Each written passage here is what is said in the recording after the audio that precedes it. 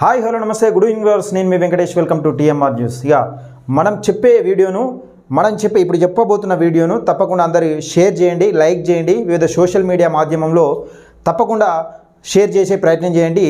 అసలు ఆ విషయం ఏంటంటే ఈ గొంతులు మావే అని కేటీఆర్ నిజంగా ఆ గొంతుల గురించి చెప్పిండు. అది ఏ గొంతులు, నిజంగా ఆ గొంతులు ఏం మాట్లాడుతున్నాయి, తెర ముందేం మాట్లాడుతున్నాయి, తెర వెనుక ఏం జరుగుతుంది, అసలు వాస్తవంగా ఆ గొంతులకు కేసీఆర్ అండగా నిలబడడానికి కారణాలు ఏంటివి?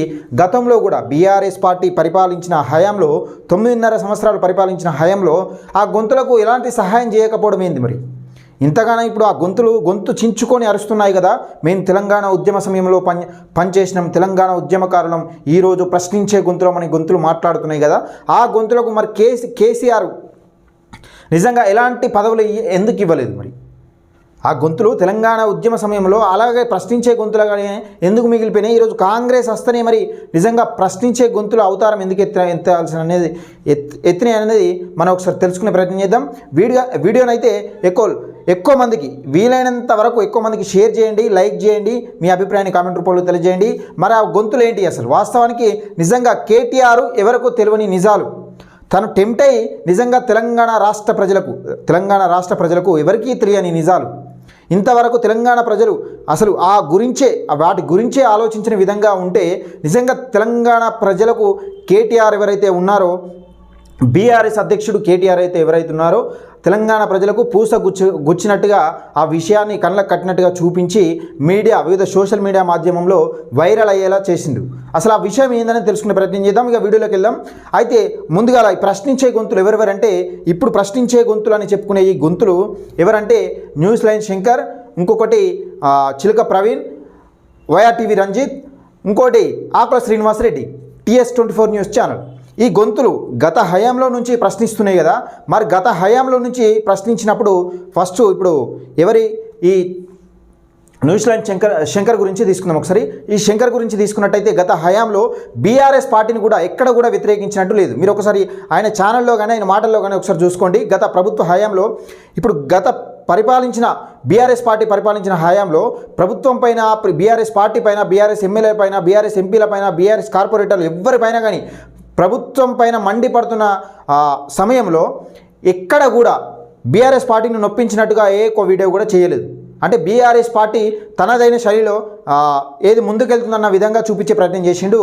అది ప్రజలందరికీ తెలుసు. గతంలో కూడా ఇప్పుడు వట్టె జానయ్య ఒక బీసీ బిడ్డకు జరిగిన అన్యాయాన్ని అందరూ ఇటు Bahujan Samajwadi Party BSP RS Praveen Kumar sir కానీ, నిజంగా తీన్మార్ మల్లన్న కానీ, తొలివెలుగు రఘు కానీ వీళ్ళందరూ ఖండించిన నేపథ్యంలో ఈ చిలుక ప్రవీణ్ను ఈ శంకర్ దీన్ని నిజంగా జగదీశ్వర్ రెడ్డిని హైలైట్ చేసే ప్రయత్నం చేశారు. ఒక బీసీ బిడ్డను తొక్కేసే ప్రయత్నం చేశారు. మీరు ఒకసారి గమనించండి, అవసరం ఉంటే వీళ్ళు చేసిన వీడియోస్ కూడా చూడండి. వట్టె జానయ్య యాదవ్ అనే వ్యక్తి ఒక క్రిమినల్గా చిత్రీకరించే ప్రయత్నంలో వీళ్ళు ఉన్నారు. అక్కడ సూర్యాపేటలో తిరిగారు, వాళ్ళని తిరిగారు, వీళ్ళని తిరిగారు. ఈ చిత్రీకరించే పనిలో తొలివెలుగు రఘును, తీన్మార్ మల్లన్నను కూడా నిజంగా వీళ్ళు ఫేక్ జర్నలిస్టులనే సృష్టించే ఫేక్ జర్నలిస్టులుగా ముద్ర వేయాలనే ఆలోచనలు కూడా వీళ్ళు ప్రయత్నాలు చేశారు. అది విఫలమయ్యారు. కానీ BSP RS Praveen Kumar sir స్పందించి వీళ్ళపైన ఈ ఫేక్ జర్నలిస్టుల ముసుగులో బ్లాక్మెయిల్ చేస్తూ ఉన్నారని నిజంగా వీళ్ళ గురించే చెప్పేసిండు. అసలు వీళ్ళు జర్నలిస్టే కాదు, చిల్లరగాళ్ళు అని చెప్పిండు గతంలో కూడా.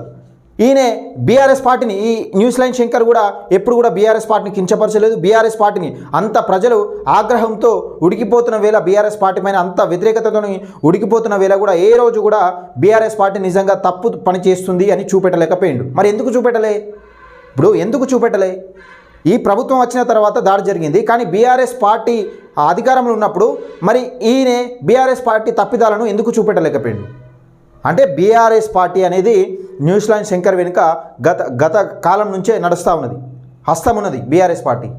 ఇప్పుడు క్లియర్గా కళ్ళకు కట్టినట్టుగా కేటీఆర్ చూపెట్టిండు. అంటే ఈ గొంతులు మావే అని చూపెట్టిండు. ఇక ఈయన విషయం ఇటు పెడితే నెక్స్ట్ వచ్చేసి వైఆర్టీవీ రంజిత్ గత ప్రభుత్వంలో ఎంతో కొంత కొట్లాడిండు, అది వాస్తవమే. మరి గత ప్రభుత్వాన్ని ప్రశ్నించిండు, ఈయనపైన కేసులు పెట్టడానికి ప్రయత్నించిండని కూడా గతంలో కూడా మొత్తుకున్నాడు. నేను బీఆర్ఎస్ పార్టీని ప్రశ్నిస్తున్నప్పుడే నిజంగా నాకు కులం అనే ముసుగు అంటగట్టాలని చూసిరు, నాకు కులమే లేదు అని మొత్తుకున్నాడు గతంలోనే. అది వాస్తవం. నిజంగా ఇప్పుడు ఈయన చేసింది వాస్తవము, ప్రశ్నించిందనే వాస్తవం. కానీ కాంగ్రెస్ పార్టీ వచ్చిన తర్వాతనే, కాంగ్రెస్ పార్టీ వచ్చిన తెల్లారే ఎప్పుడైతే మహిళలకు ఫ్రీ బస్ అని పెట్టిందో ఆ ఫ్రీ బస్ అని పెట్టిన తెల్లారే మరి ఈయన ఎందుకు మారిపోయిండు? ఇప్పుడు గతంలో ప్రశ్నించిన వైఆర్టీవీ రంజిత్ మరి ఇప్పుడు ఎందుకు మారిపోయిండు? ఎందుకు మారిపోయిండు అంటే దీని వెనుక ఒక కారణం ఉంది. ఇప్పుడు ఈయన చేసిన తప్పిదాలు, ఈయన చేసిన ఏదైతే చిన్న చిన్న మిస్టేక్స్ ఉన్నాయో, మిస్టేక్స్ కాదు అసలు ఈయన ఛానల్కు సంబంధించి కొంత గతంలోనే మనం బయట పెట్టినాం. అసలు ఈయన ఈ ఛానల్ ఎవరిది, ఈ ఛానల్లో పెట్టుబడి పెట్టింది ఎవరు, అసలు ఏం జరుగుతుంది, తెర వెనుక ఏం జరుగుతుంది అనేది చాలామంది ప్రజలకు తెలియదు. ఎందుకంటే వీళ్ళు కెమెరా ముంగట చెప్పేటి, ఇప్పుడు ఎవ్వరు కానీ కెమెరా ముంగట చెప్పేటే ఇలా భాగోతాలు కనబడతాయి, వీళ్ళు మాట్లాడే మాటలు మాత్రమే కనబడతాయి. తెర వెనుక ఏం జరుగుతుంది అనేది ఎవరికి ప్రజలకు తెలియదు. కానీ ఈయన స్వార్థం కోసం కాంగ్రెస్ పార్టీని విమర్శిస్తున్నట్టు, లేకపోతే కాంగ్రెస్ పార్టీని వచ్చిన తర్వాత ముసమర్రనీయకుండా అసలు ప్రశ్నిస్తున్నట్టు ఈయన ఒకటి నాటకం ఆడిండు. అసలు విషయం ఏంటంటే ఈయన వైఆర్టీవీ రంజిత్ ఛానల్ అనేది కొంచెం అది కొన్ని వేరే వేరే సమస్యలతో ఇరుక్కపోయింది. కొంతమందిని పెట్టుబడి పెట్టిరు. ఇలా నేను ఇదివరకు చెప్పినా అది చెప్పి మళ్ళీ ఈ వీడియోని సాగదీయాలదలుచుకోలేదు. కానీ ఆ వీడియో గతంలో ఉంటుంది. ఇప్పుడు నా ఛానల్లో ఫస్ట్ స్టార్టింగ్లో ఈయనకు సంబంధించిన వీడియోస్ ఉంటాయి, ఒకసారి చూసుకోండి. గతంలో చెప్పిన ఈయనే ఇప్పుడు ఏం చేసిండంటే కాంగ్రెస్ పార్టీని ప్రశ్నిస్తే నాపైన అక్రమ కేసులు పెట్టినట్టు నేను గతంలో కూడా చెప్పిన. ఏంటంటే కాంగ్రెస్ పార్టీని ప్రశ్నిస్తేనే అక్రమ కేసులు పెట్టిరు, ఓర్వలేకనే ప్రభుత్వ వైఫల్యాన్ని ఎండగడితేనే నా మీద అక్రమ కేసులు పెట్టిరు అన్నట్టు ఈయన వైఆర్టీవీ రంజిత్ సృష్టించే పనిలో పడ్డాడు. కానీ అసలు వాస్తవానికి కాంగ్రెస్ పార్టీ చేసిన తప్పిదాలు ఏం లేవు. 9.5 సంవత్సరాలు పరిపాలించిన బీఆర్ఎస్ పార్టీ ఈ వైఆర్టీవీ రంజిత్ ఏమని అడగాలి? గత ప్రభుత్వంలో బీఆర్ఎస్ పార్టీ చేసిన అవినీతిని, అక్రమాలను, అవినీతి నాయకులను, భూకబ్జాదారులను నిజంగా బయటకు తీసి వీళ్ళను శిక్షించాలి. ఒకవేళ శిక్షించని ఎడల కాంగ్రెస్ పార్టీ నిజంగా ఒక్కటే, ఈ రెండు పరిపాలనలు సేమే. నిజంగా ప్రజలు వేరే పార్టీని చూడదలుచుకుంటారు. నెక్స్ట్ అధికారంలోకి ప్రజలు వేరే పార్టీని, ఏదో పార్టీని ఎన్నుకుంటారని చెప్పాలి. ఇప్పుడు గత ప్రభుత్వంలో చేసిన అవినీతి నిజంగా ఈ కాంగ్రెస్ వాళ్ళు తీస్తలేరు. కాంగ్రెస్ వాళ్ళు ఇప్పుడు ఇంత అవినీతి జరిగింది, కాళేశ్వరం పైన ఇంత అవినీతి జరిగింది, దళిత బంధులో ఇంత అవినీతి జరిగింది. స్వయంగా కేసీఆరే నిజంగా 3 లక్షల రూపాయలు మా మంత్రులు, మా ఎమ్మెల్యేలు తీసుకున్నారు. వాటిపైన నా దగ్గర ఆధారాలు ఉన్నాయని చెప్పినప్పుడు ఈ వైఆర్టీవీ రంజిత్ ఏమని చెప్పాలి? గత ప్రభుత్వంలో ఇలాంటి అవినీతి జరిగినాయి, కాంగ్రెస్ పార్టీ వచ్చింది కదా, ఇప్పుడు ప్రజలు నిజంగా ఈ అరాచక పాలనను గద్దెదించిర్రు, కాంగ్రెస్ పార్టీ అధికారంలోకి వచ్చింది, ఇవి వచ్చిన తర్వాత వీళ్ళపైన బీఆర్ఎస్ పార్టీ నాయకులపైన చర్యలు తీసుకోవాలని మాట్లాడాలి. కానీ ఈయన ఏం చేసిండు? ఈయన ఇది మాట్లాడకుండా గత ప్రభుత్వంలో నిజంగా ఈ అన్యాయాలు జరిగినాయి, ఈ అక్రమాలు జరిగినాయి, వీటిపైన చర్యలు తీసుకోవాలని మాట్లాడకుండా వచ్చిన తెల్లారి నుంచే బీఆర్ఎస్ పార్టీని జోకడం, అంటే అది మళ్ళీ సింపుల్గా జోకలేదు, బీఆర్ఎస్ పార్టీని కొంచెం లేపుకుంటూ వచ్చుకుంటా ఇటు కాంగ్రెస్ పార్టీని విమర్శించడం మొదలుపెట్టిండు. ఇక పూర్తి స్థాయిలో కాంగ్రెస్ పార్టీని ఎప్పుడైతే విమర్శించడం మొదలుపెట్టిండో అప్పుడు ఇక బీఆర్ఎస్ పార్టీ ఈయనకి ఎట్లా ఉచ్చు బిగుస్తూ ఉంటే అట్లా కాంగ్రెస్ పార్టీని విమర్శించడం మొదలుపెట్టిండు. అంటే ఈయన చేసిన ఇప్పుడు ఈయన ఛానల్లో ఉన్న కొంత అవినీతిని ఎట్లయితే ఇక్కడ ఈయన పీకల చుట్టుకుంటుందో బీఆర్ఎస్ వలయాన్ని ఒక కవచంగా ఏర్పరచుకునే పనిలో ఈయన ఉన్నాడు. అంటే నేను కాంగ్రెస్ పార్టీని ప్రశ్నిస్తేనే నిజంగా ఇలాంటి కేసులు పెట్టిరు, ఇలాంటి అవినీతి కేసులు, అక్రమ కేసులు పెట్టిరు, నన్ను నిజంగా విచారణకు పిలుస్తున్నారని ఒక కథల్లే ప్రయత్నం చేసింది. కానీ నిజంగా ఆ విషయాన్ని తెలంగాణ ప్రజలు కొన్ని రోజులు నిజమే కావచ్చు, ఒకవేళ నిజంగా ప్రశ్నించే గొంతును అణిచివేస్తున్నారు తెలంగాణ ఇప్పుడు వచ్చిన ప్రభుత్వం, కాంగ్రెస్ ప్రభుత్వం అనుకున్నారు. కానీ వీళ్ళందరూ చేసిన కామన్ మిస్టేక్ ఒకటి ఉన్నది. అది ఏంటిదంటే నేను చెప్తా. ఇక నెక్స్ట్ జర్నలిస్ట్ వస్తే ఇక జర్నలిస్ట్ తీసుకుంటే ఇక మన చిలక ప్రవీణ్, మన ఇంటర్నేషనల్ జర్నలిస్ట్ ఉన్నాడు కదా, చిల్లర ఫేక్ వార్తలకు కేర్ ఆఫ్ అడ్రస్. ఎవరు? చిలక ప్రవీణ్. చిల్లర కేర్ ఆఫ్ అడ్రస్. ఇక చిల్లర ఫేక్ వార్తలు, ఈయన ఏం చెప్పదలుచుకున్నా ఫేక్ వార్తలు చెప్తా ఉంటాడు. ముఖ్యంగా ఈయన కూడా వీళ్ళ ముగ్గురికి ఒకటే క్యాజువల్ ఒక లింక్ ఉన్నది. అదేందనేది నేను చెప్తా. ఈయనే ఎంతసేపు బీఆర్ఎస్ అన్ని రోజులు అంతకుముందు కూడా ఈయన గతం ఏందనేది కూడా నేను చెప్పే ప్రయత్నం చేస్తాను. ఎందుకంటే ఈ వీడియోని కూడా ఎక్కువ మందికి షేర్ చేయండి, లైక్ చేయండి. అంటే వీళ్ళు జర్నలిస్టు ఎప్పుడైతే నిజంగా కేటీఆర్ యూట్యూబ్ ఛానల్ గురించి మాట్లాడిండో అప్పుడే ఇదంతా సీన్ రివర్స్ అయిపోయింది. వీళ్ళ కథ అనేది తెలంగాణ ప్రజలకు అర్థమైపోయింది. కానీ అర్థం కాని వాళ్ళు ఎవరైతే ఉంటారో నేను చెప్తా ఉన్నా, ఇది దయచేసి సీరియస్గా నండి. ఎందుకంటే బీఆర్ఎస్ పార్టీ అనేది ఏం చేస్తుంది, అసలు తెర వెనుక ఏం నడుస్తుంది, తెర ముంగట ఏం నడుస్తుంది అనేది చెప్పే ప్రయత్నం చేస్తా. అయితే గతంలోనే చిలక ప్రవీణ్ ఏం మాట్లాడిండు? ఇప్పుడు బీఆర్ఎస్ పార్టీని అక్కడక్కడ వ్యతిరేకించుకుంటూ వచ్చిన మాట వాస్తవమే. కానీ బీఆర్ఎస్ పార్టీని వ్యతిరేకించిన తరుణంలో బీఎస్పీకి దగ్గరయ్యే ప్రయత్నం చేసిండు. ఎవరు? ఈ చిలక ప్రవీణే. ఇప్పుడు బీఎస్పీ పార్టీకి దగ్గరే ప్రయత్నం చేసిండు.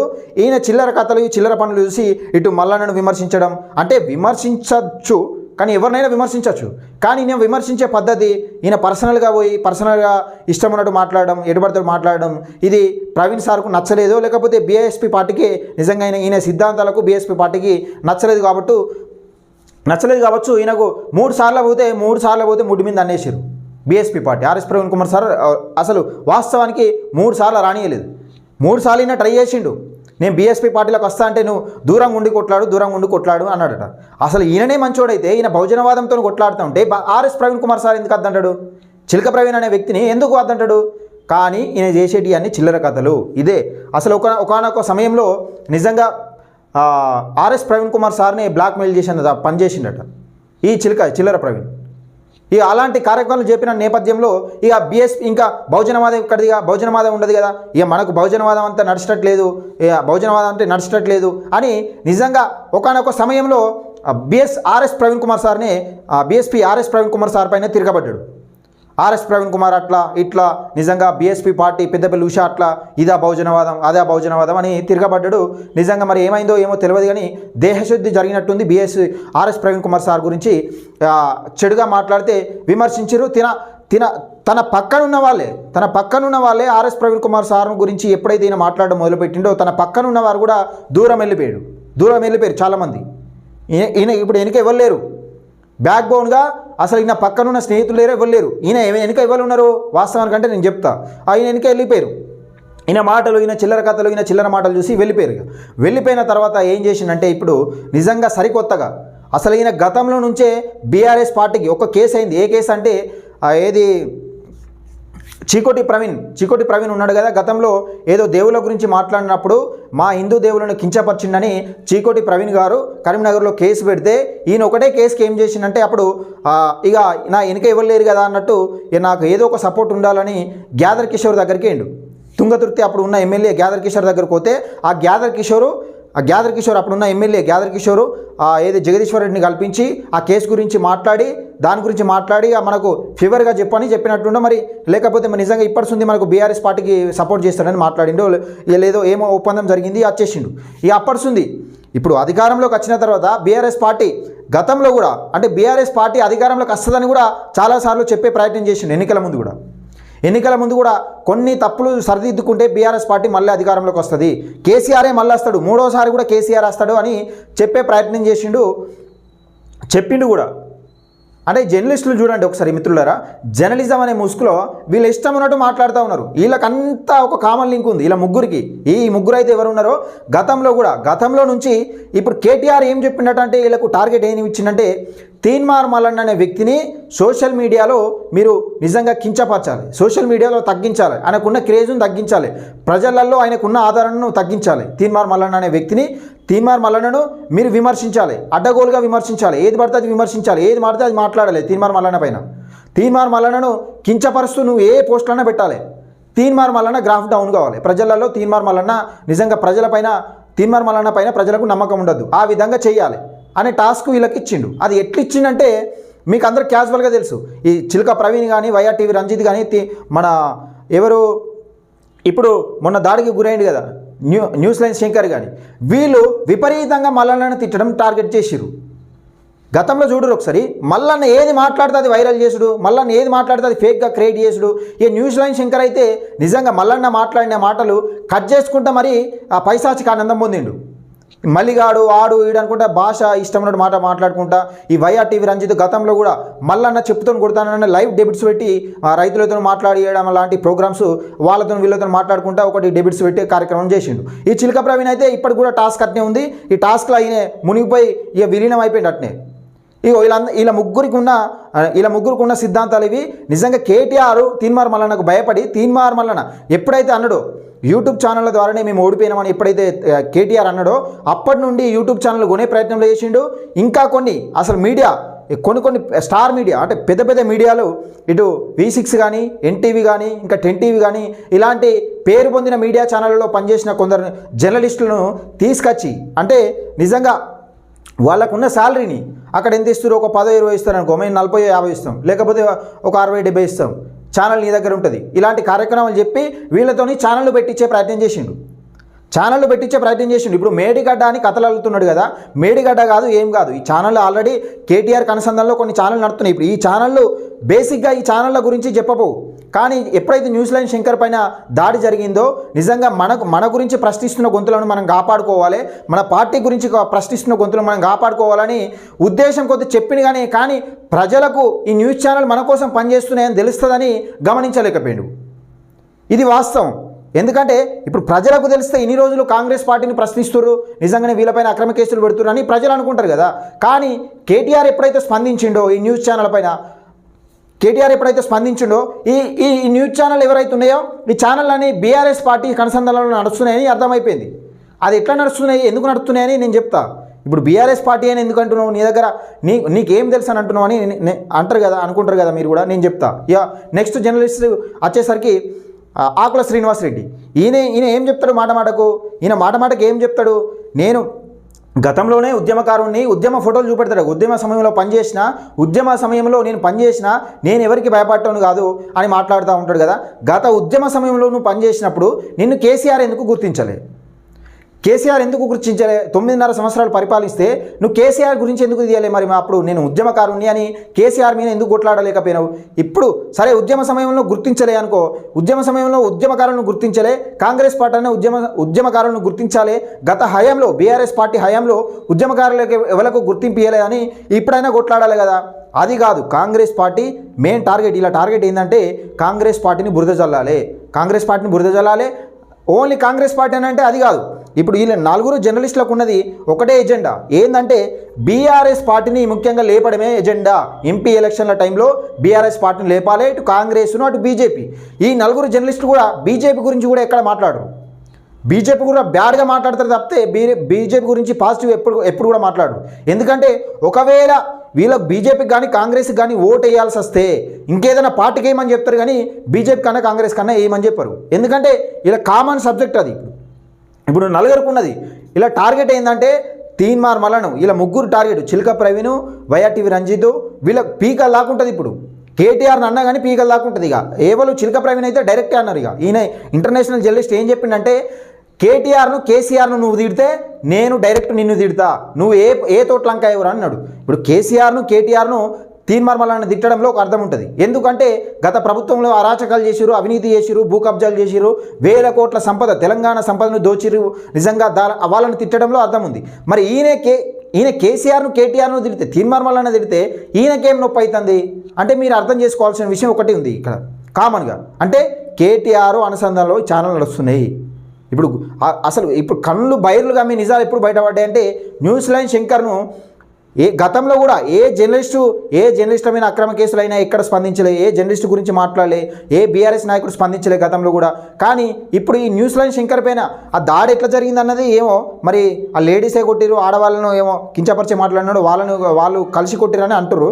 కానీ ఆ దాడి ఎట్లా జరిగిందో తెలియదు. కానీ కాంగ్రెస్ పార్టీ జేపీ ఇచ్చింది అని నమ్మించే ప్రయత్నంలో కేటీఆర్ ఉన్నాడు, ఇటు బాల్క సుమన్ కానీ వీళ్ళందరూ నాయకులు స్పందించారు, ఇటు జగదీశ్వర్ రెడ్డి, వీళ్ళందరూ ఒక జర్నలిస్టుకు దెబ్బ తాకితే, ఒక జర్నలిస్ట్ పైన దాడి జరిగితే గతంలో ఎన్నడూ కూడా స్పందించని, ఒక జర్నలిస్ట్ పైన అక్రమ కేసులు అయితే స్పందించలే, కిడ్నాప్ పరంగా కేసులు పెట్టి కిడ్నాప్ చేసిరా, అసలు అరెస్ట్ చేసిరా తెలియకుండా తీసుకపోతే కూడా ఏ రోజు కూడా మీడియా ముఖంగా మాట్లాడలే, ఏ రోజు కూడా జర్నలిస్టుల గురించి మాట్లాడలే, ఏ రోజు కూడా జర్నలిస్టులకు నిజంగా న్యాయం జరగాలని మాట్లాడలే. అక్కడ నేరెళ్ళ బాధితులకు అన్యాయం జరిగితే నిజంగా సంసారానికి పనికి రాకుండా కొడితే ఏ నాయకుడు, బీఆర్ఎస్ నాయకుడు మాట్లాడలే. కానీ ఒక జర్నలిస్ట్ పైన దాడి జరిగితే ఎందుకు ఇంతమంది స్పందించారు అని మీకు ఇప్పటికే అర్థమైపోయి ఉండొచ్చు.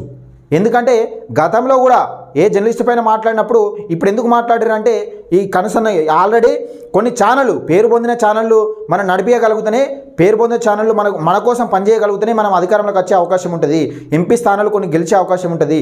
అంటే కాస్త కూస్తో మాట్లాడిన ఛానల్ కావాలి, అంటే ప్రజలకు వాళ్ళ ఫేస్ కట్ తెలిసి ఉండాలి. వీళ్ళ టార్గెట్ ఏంటంటే ఎవరినో ముక్కుముఖం తీసుకొస్తే నిజంగా ఆడు చెప్పే మాటలు ప్రజలు వినడానికి సిద్ధంగా లేరు. ఇప్పుడు ఎవరు ప్రజలు అమాయకులు కాదు. ఎందుకంటే ఏ చెప్తే అది నమ్మడానికి నిజంగా చెప్పి ఓటేసే పరిస్థితులు లేవు. ఎందుకంటే వీళ్ళు గతంలోనే అన్ని ఫేక్ మాటలు, ఇష్టమైన మాటలు మాట్లాడారు, అడ్డగులు హామీ ఇచ్చిరు, ప్రజలను ముంచిరు కాబట్టి, ప్రజలను మోసం చేసిరు కాబట్టి వీళ్ళు వినే పరిస్థితులు లేదు. అలాంటప్పుడు వీళ్ళకున్న ఒకటే దారి, కేటీఆర్కు అధికారం కోల్పోగానే ఒకటే ఒక కన్ను పడ్డది దేని మీద అంటే యూట్యూబ్ ఛానల్ మీద.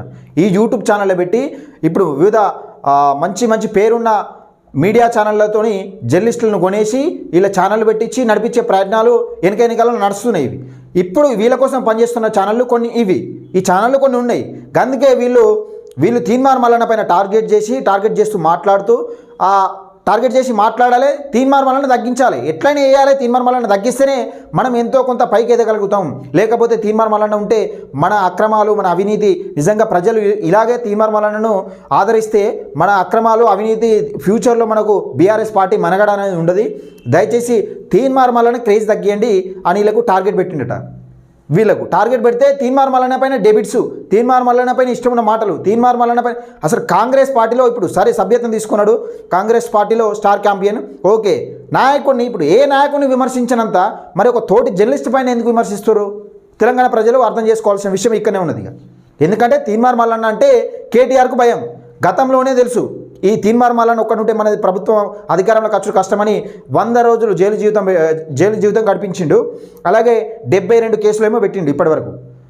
అటెంప్ట్ మర్డర్ కేసులు పెట్టిండు, వాళ్ళ ఆఫీస్ పైన క్యూనిస్ పైన దాడి చేయించిండు, అద్దాలు బలగొట్టించిండు, అసలు పోలీసులతో కేసులు పెట్టించిండు. వివిధ అడ్డగోలు కేసులు, ఎన్ని కేసులు పెట్టాలనో అక్రమంగా అన్ని కేసులు పెట్టే ప్రయత్నం చేసిండు. తీన్మార్ మల్లన్న కొన్ని కంట్రోల్ చేస్తే మిగతా వాళ్ళు కూడా కంట్రోల్ అవుతారని కేటీఆర్కి తెలుసు. ఆ కంట్రోల్ చేసే నేపథ్యంలో ఈ జర్నలిస్టులను ఊసగొల్పిండు. కానీ ప్లాన్ అనేది బెడిసి కొట్టింది. ఇక్కడ ఎట్లా బెడిసి కొట్టిందంటే కేటీఆర్ అనుసంధానంలో ఈ ఛానల్ ఎప్పుడు నడుస్తున్నాయని ప్రజలకు తెలిసిందో వీళ్ళు కాస్త కోస్త మొన్నటిదాకా చెప్పారు కదా, మేము ప్రశ్నించే గొంతులో మేము ప్రజల కోసం పనిచేస్తాం, మేము కాంగ్రెస్ పార్టీని ప్రశ్నిస్తామని చెప్పారు కదా. కాస్త కోస్త నిజంగానే ప్రజల కోసం పనిచేస్తున్నారు, పార్టీ కోసం పనిచేయకుండా ప్రజల కోసం పనిచేస్తారు. కాంగ్రెస్ పార్టీని ఇప్పటి నుండే విమర్శిస్తే నిజంగా ఓర్వలేకనే కాంగ్రెస్ పార్టీ అక్రమ కేసులు పెడుతుందని ప్రజలు కూడా కొంచెం డైనమాలో పడ్డరు. నిజంగానే కావచ్చు అనే డైనమాలో పడ్డరు. కానీ ఎప్పుడైతే కేటీఆర్ స్పందించి నిజంగా వీళ్ళపైన ఇప్పుడు బాలకృష్ణ చెప్పింది కదా, వీళ్ళపైన దాడి జరిగితే ఊకునేది లేదు, ఈ జర్నలిస్టుల పైన కేసులు పెడుతున్నారని ఎవరెవరైతే క్లియర్గా చెప్పిండు. వైఆర్ టీవీ రంజిత్ వినా, న్యూస్ లైన్ శంకర్ వినా, చిలక ప్రవీణ్ వినా, ఆకుల శ్రీనివాస్ రెడ్డి వినా చెప్పిండు. ఇవే కాకుండా ఈ ఛానల్ అనేది ప్రజలకు అర్థమైపోయింది, ఈ ఛానల్ అనేది బీఆర్ఎస్ పార్టీ కోసం పనిచేస్తున్నాయని క్లియర్గా అర్థమైపోయింది. అసలు వాస్తవాలు కేటీఆర్ నోట కేటీఆరే బయటపెట్టిండు. వీళ్ళ టార్గెట్ ఇచ్చి కేటీఆర్కు పని చేపిస్తున్న విషయం వీళ్ళనే బయటపెట్టారు. ఇక ఈయన చిలక ప్రవీణ్ అంటాడు నాకు కెమెరా కొనియమంటాడు, లేకపోతే నాకు 6 సిస్టమ్స్ కొనియమంటాడు, నాకు యూఏ నుంచి ఫోన్ చేస్తారు, మిత్రుడు ఫోన్ చేస్తాడు, నాకు ఒక సిస్టమ్ కొనిస్తా అన్నాడు అంటాడు. నీ దగ్గర సిస్టమ్ లేకపోతే, నీ దగ్గర ఏం లేకపోతే ఒక రూమ్లో నీకు న్యూస్ ఛానల్ నడిపించుకోమని ఒక స్క్రీన్ ఇచ్చి, ఒక సిస్టమ్ ఇచ్చి, ఒక కెమెరాస్ ఇచ్చి, నీ కెమెరామ్యాన్ ఇచ్చి ఎందుకు ఎవరికి అవసరమని ఎందుకు నీ ఛానల్ చేయించుకోమని చెప్తాడు? ఇప్పుడు న్యూస్ ఛానల్ నడిపించుకోమని ఎవరు చెప్తారు నీకు? అంత తెలివి తక్కువ వాళ్ళు ఎవరు ఉన్నారు? ఇప్పుడు నువ్వు ఏం చెప్తాది నమ్మడానికి, నువ్వు మల్లన్న పైన చెప్తే మల్లన్న గురించి నమ్మడానికి, నువ్వేం చెప్తాది నమ్మడానికి, అడ్డమైన సొల్లు నమ్మడానికి, వాళ్ళు కేసులు పెట్టిరని వీళ్ళు కేసులు పెట్టిరని చెప్తే నమ్మడానికి నువ్వు ఎట్లా నడిపిస్తావు? నువ్వు ఛానల్ ఏ రకంగా నడిపిస్తావు? ఏ రకంగా నువ్వు వట్టిగా నడిపించుకోమని నీకు ఇవన్నీ అరేంజ్ చేసి పెడతారు? ఎవరైనా మిత్రుడు ఉంటే 1 రోజు 2 రోజులు నడిపించుకోమని చెప్తారు. గతంలో కూడా నువ్వు కూడా అది తెలుసు, నీకు కూడా తెలుసు. గతంలో నీకు ఛానల్ లేనప్పుడు, నీ ఏది లేనప్పుడు ఏది న్యూస్ లైన్ శంకర్ దగ్గరకు మిత్రునికి ఇలా కంపల్సరీ ఎట్లనే చేసి స్టూడియో కావాలంటే ఇచ్చిండు, మిత్రునికి ధన్యవాదాలు అని చెప్పినావు. అదే మిత్రుడు మరి నిజంగా నీకు నెలల తరబడి ఎట్లా ఇస్తారు? అది ప్రజలకు నువ్వు చెప్పుకోవాల్సిన సమాధానం ఇది ఒకటి ఉంది. దయచేసి తెలంగాణ ప్రజలారా ఒకటి గమనించుకోండి. ఎందుకంటే కేటీఆర్ ఎప్పుడైతే 32 యూట్యూబ్ ఛానళ్ళు పెడితే బాగుండు, మాది అధికారంలోకి వస్తుంది అనుకున్నాడో అప్పటి నుండే ఈ యూట్యూబ్ ఛానళ్ళ పనిలో పడ్డాడు. దయచేసి కుట్రను గమనించండి. ఎంపీ ఎలక్షన్లో బీఆర్ఎస్ పార్టీ మనగడ కోల్పోతే ఇక్కడ అనేది నిజంగా పార్టీ మనగడనే కోల్పోతుంది. బీఆర్ఎస్ పార్టీ కొన్ని అధికారం దక్కించుకోకపోతే, ఎంపీ సీట్లు గెలవకపోతే పార్టీ మనగడ కోల్పోతుంది. మళ్ళీ అది కేటీఆర్ ఖాతాలో పడుతుంది. ఎందుకంటే ఇప్పుడు హరీష్ రావు కూడా పక్కకు జరిగిండు. హరీష్ రావు కూడా ఏం చేస్తా ఉన్నాడంటే బీజేపీ పార్టీతో పొత్తు కలిపే ప్రయత్నంలో, లేకపోతే బీజేపీ పార్టీలో జాయిన్ అవుతున్నారని కొన్ని ఊహాగానాలు వినిపిస్తున్నాయి. ఎందుకంటే వీళ్ళిద్దరి మధ్య అంతర్గత కుమ్ములాట మొదలైంది. కేటీఆర్కు హరీష్ రావుకు అంతర్గత కుమ్ములాట మొదలైంది. ఇక వీళ్ళను కేటీఆర్ను నిజంగా ఇటు కేసీఆర్ కూడా విడిచిపెట్టిండు. నేను ఎట్లయితే కొట్లాడి అధికారంలోకి వచ్చినో, 2 సార్లు సీఎం అయినో, నువ్వు కూడా అట్నే కొట్లాడాలి బిడ్డ, నువ్వు కూడా సీఎం కావాలని విడిచిపెట్టినట్టు అనిపిస్తుంది. ఎందుకంటే కేసీఆర్ కూడా ఇన్ని రోజులుగా ఏం జరుగుతున్నా కేసీఆర్ కూడా ఎక్కడ స్పందించారు. ఒక నల్లగొండ సభలు వచ్చి మాట్లాడిండి తప్పితే ఏ రోజు కూడా మీడియా ముంగడికి వచ్చి మాట్లాడలే, ప్రజల సమస్యలపైన మాట్లాడలే. ఇక ఎందుకంటే ఆయన 20 ఎరగడానికి కారణం ఒక విధంగా కేటీఆర్ అని అంటా ఉన్నారు. ఆ మధ్యలో కూడా సోషల్ మీడియాలో వైరల్ అయింది పబ్లిక్ టాక్. ఎందుకంటే ఈ కేటీఆర్ నూకేసిండు, కేటీఆర్ చేయబట్టి అధికారంలోకి పోయిందని హరీష్ రావుకు కేసీఆర్కు ఇట్లా వాగ్వాదం మాట పెరిగి కేసీఆర్ను కేటీఆర్ఏ నూకేసిందని చెప్పిండు. అందుకని ఇప్పుడు కేటీఆర్ మీదే భారం పెట్టిరు. కేటీఆర్ మీదే భారం పెడితే ఈయన టెక్నికల్ తెలివి ఎట్టుంటే తెలిసే కదా. నిజంగా ఏదో లేని దాన్ని ఉన్నదన్నట్టు చూపెట్టాలి. లేకపోతే నిజంగా కేటీఆర్ ఆ మధ్యలో ప్రభుత్వం కోల్పోయినాక, ప్రభుత్వం అధికారంలో కోల్పోయినాక, ఇప్పుడు పార్టీ బీఆర్ఎస్ పార్టీ అధికారం కోల్పోయినాక కేటీఆర్ లేకపోతే ఐటీ లేదు. నిజంగా కేటీఆర్ ఇంత చక్కగా మాట్లాడిండు. ఇంగ్లీష్ మాట్లాడడానికి ఐటీ శాఖకి ఏమైనా సంబంధం ఉందా? ఇంగ్లీష్ మాట్లాడినోడు ఐటీ శాఖ చేయరాదు. ఇంగ్లీషు ఎంత చక్కగా మాట్లాడితే అంత ఐటీ డెవలప్ అవుతుంది. ఇక ఇంగ్లీష్గా కొంచెం ఈయన ఇంగ్లీష్ మాట్లాడి ఏమో తీసుకొచ్చిందన్నట్టు ఈ కుంభకోణాలు కూడా బయటకు వస్తాయి. మీరు ఎందుకు తొందరపడుతారు? ఈ కుంభకోణాలు కూడా బయటకు వస్తాయి. ఇప్పుడు వీళ్ళు ఎవరైతే చెప్తున్నారో మీ ఛానల్ కూడా మీ ఛానల్ సంగతి కూడా తెలంగాణ ప్రజలు గమనిస్తారు. దయచేసి మిత్రులారా ఈ వీడియోను ఎక్కువ మందికి షేర్ చేయండి. వీలైనంత వరకు ఎక్కువ మందికి షేర్ చేయండి. సబ్స్క్రైబ్ చేసుకొని నోటిఫికేషన్ ఆన్ పెట్టుకోండి. ఎందుకంటే ఇలాంటి ముసుగులో ఇప్పుడు కేటీఆర్ ఎన్నెన్నో కథలు అల్లుకొస్తూ ఉంటాడు. అధికారంలో ఉన్నప్పుడే చాలా కథలు అల్లిండు. ఇక మాటకు వీళ్ళు ప్రభుత్వం కూలిపోతుంది అంటే ఇటువంటి కుట్రలు చేస్తూ ఉంటారు. దయచేసి బీజేపీ అయినా కాంగ్రెస్ అయినా కానీ వీళ్ళు కుట్రలు ఇలా పసిగట్టాలి. ఎందుకంటే ఈ జర్నలిస్టులు పసిగట్టాలి. వీళ్ళు చెప్పింది వాస్తవం కాదు. కొన్ని ఛానళ్ళు బీజేపీ కోసం పనిచేస్తుండవచ్చు, కానీ వాస్తవమే. కానీ వాళ్ళు బీజేపీ కోసమే నికార్సంగా పనిచేస్తారు. నేను దానిలో కాదంటలేను. కానీ ఈ జర్నలిస్ట్ మాత్రం ఓన్లీ బీఆర్ఎస్ పార్టీ ప్రభుత్వంలో గత 9.5 సంవత్సరాలు పరిపాలించిన ప్రజలు వ్యతిరేకించిన పార్టీ కోసం పనిచేస్తూ ఉన్నారు. ఈ పార్టీని లేపే ప్రయత్నంలో ఉన్నారు. దయచేసి వీళ్ళు చెప్పే వార్తలను వాస్తవాలను గమనించాలి. వీళ్ళు చెప్పే నిజాలను వీళ్ళు చెప్పే నిజమేదో అబద్ధమేదో వాళ్ళని గ్రహించి దయచేసి ఇలాంటి వాళ్ళకు బుద్ధి చెప్తారని మనస్ఫూర్తిగా కోరుకుంటున్నా. దయచేసి మిత్రులారా ఈ వీడియోని ఎక్కువ మందికి షేర్ చేయండి, లైక్ చేయండి, మీ అభిప్రాయాన్ని కామెంట్ రూపంలో తెలియజేయండి. మన ఛానల్ అయితే తప్పకుండా సబ్స్క్రైబ్ చేసుకోండి.